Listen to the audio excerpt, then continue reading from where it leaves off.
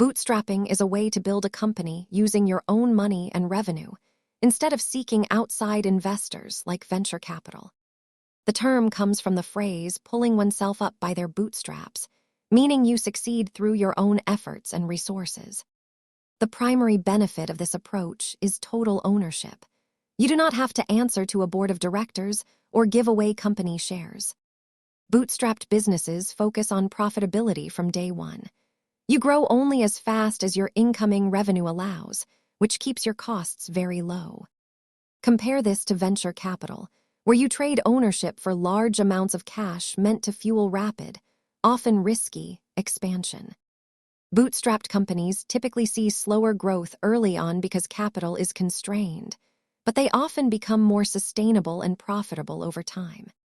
Many small business owners prefer this path because it allows them to build a business that serves their customers without external pressure. Thanks for watching. If you are starting a business, consider your funding options carefully. Subscribe for more money basics.